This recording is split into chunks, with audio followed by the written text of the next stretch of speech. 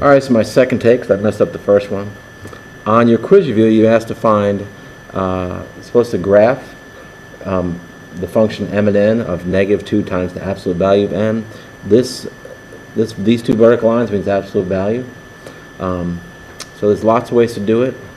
The quickest way to do it is to use your calculator because the numbers start getting really ugly fast. So that's fine to do -2 times the absolute value of x. Put -2 in there. Make sure you use negative. Negative is small and up high. If you use a minus sign, that's different. The negative is down here at the bottom beneath the 3. So that's one we'll be using.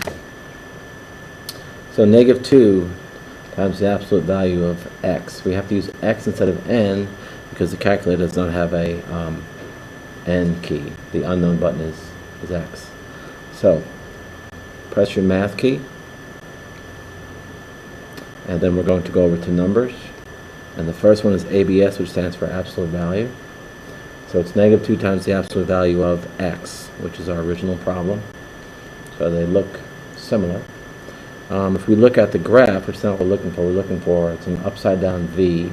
Looks like it intersects or turns at the origin, which is 0, 0. To get some points, I'll go to my graph, which is, let me show you up here, which is second and graph. That gives you a table. I did it wrong. Second and graph will give you a table. I'm going to pull some points off there. They use, I have no way of putting this over here. Put this over here for now. They use m and n. That's my domain and range. Same thing as x and y. Probably more familiar with that.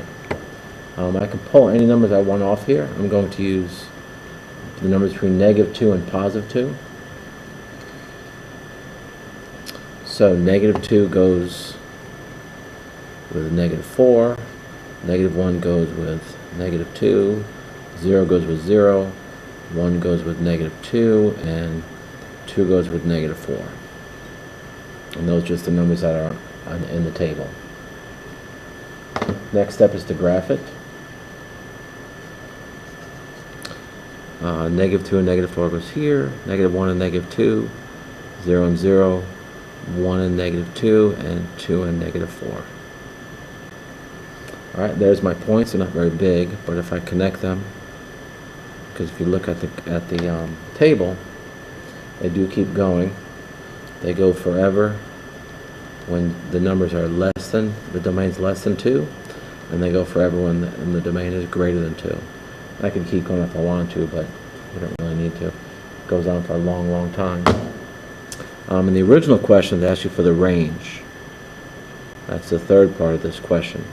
So the range is are you wise? So where does it go up and down? I'm talking about up and down now. Not left to right, but up and down. The furthest up, or the highest y, the lowest y is this one right here, which is 0. Where do the rest of the numbers go? The rest of the numbers go down from 0. So this y right here, which is -4, that's less than -4, so I'm going to less than or equal to 0, because all the numbers are smaller than that.